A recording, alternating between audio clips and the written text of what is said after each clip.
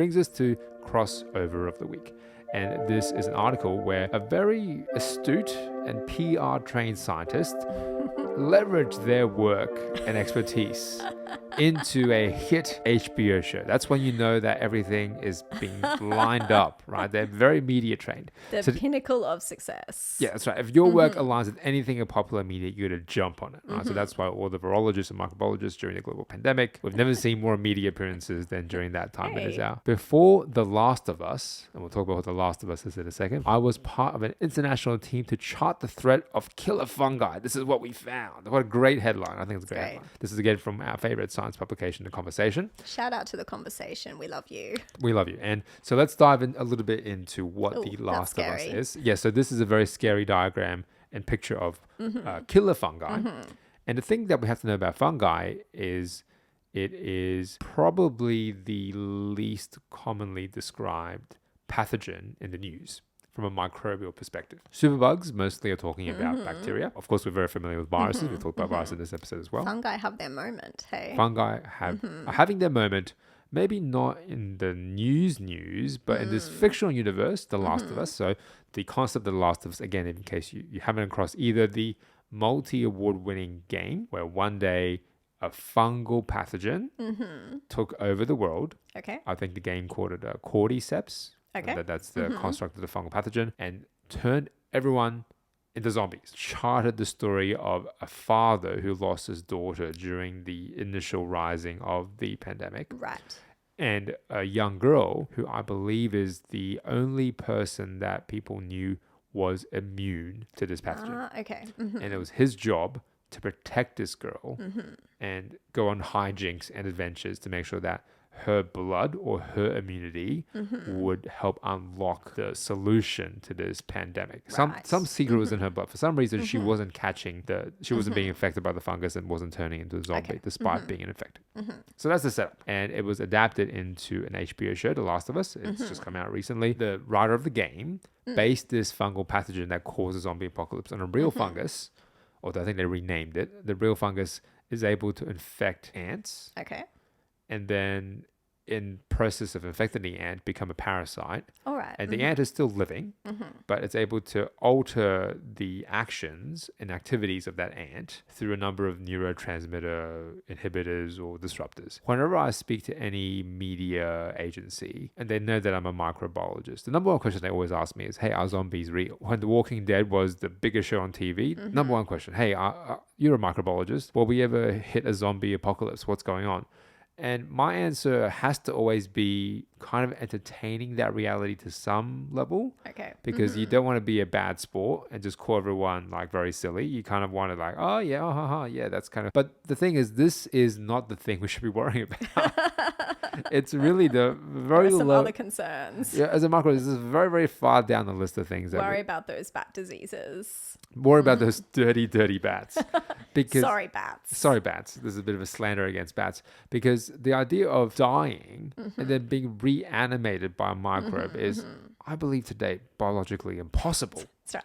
Right? Reanimation from the dead is impossible, let alone being caused by a virus. And I have to show my students this very famous clip from The Walking Dead where emptied out CDC, right, the Center of Disease Control, is held by one leftover scientist in the last episode of season 1 of Walking Dead. And he's basically showing the last vestiges of all the data the CDC was able to accumulate on the zombie thing. They didn't even know it was a virus or a fungus or a bacteria, right? They couldn't figure out what it was, but that's the first thing to figure out. And then to kind of educate this survival cohort, he shows them this video clip. And it is a video of, I believe, one of his family members, maybe his wife, moments after they were infected. And it shows the brain activity. So they were living, right? So the brain activity lights up because, bright colors always signify something. Always bright colors. They die, right? And so the bright colors go away. Oh, yeah. Slowly but surely. They light back up again. Because we know this person has been affected, right? The synapses start lighting up and the brain starts lighting up. And then that's supposed to signify the reanimation process. Right. And that's the part that's unlikely, if not impossible, right? So we might be infected by mind-controlling agents. We might be manipulated emotionally by Bing or AI or whatever else. But once we die, for as much as we know, we kind of just die. No virus is able to reanimate That's us. right. So the cherry on top was that this was inside a magnetic resonance imager, right? Okay. So the thing about MRI is the M stands for magnet, capital M, to save his loved one the indignity of becoming a zombie. This person, the CDC, shot this person in the head, but this is happening inside the MRI machine. And the last thing you want is a gun firing bullets while the MRI machine is running off the magnet. It wasn't not enough to come up with this fiction of reanimation. You have to add the idea that bullets are perfectly okay in and around giant magnets. We could see a fungal pandemic. So far, the ones we've heard of are bacterial or viral. If we do have a fungal pandemic, the drugs available to treat fungal infections, they are far and few between. Right. They're not very good, are they? The ones that we have that are good, they are very expensive. We've got a lot of ones that are not very good and are very kind of broadly accessible. You can buy like antifungal creams and that kind of stuff to treat like athlete's foot or tinnitus, all the kind of stuff. So that is not very effective. It's very cheap and easily accessible. But the stuff that's really, really good has to be targeting something in a fungal cell that is not present in human cells. And for bacteria and viruses, that's a lot easier because they are fundamentally a different type of organism with molecular structure in the cell that looks quite different. But the thing about fungal cells and fungi in general is that they are also eukaryotic. And eukaryotic basically means the cell has got a nucleus where the DNA is surrounded by a membrane, and the cell structure is more complex with more of these membrane-bound compartments. But bacteria, they are what we call prokaryotes. And they don't have their DNA bound within a nucleus, and they don't have a lot of extra structures that our cells do. So when you're targeting a bacterial cell, the compartments that are used very routinely by bacteria, and therefore are good targets for drug design, they look very different to ours. So if you give an antibiotic to a person, the idea of it being toxic to the person's own cells is pretty low.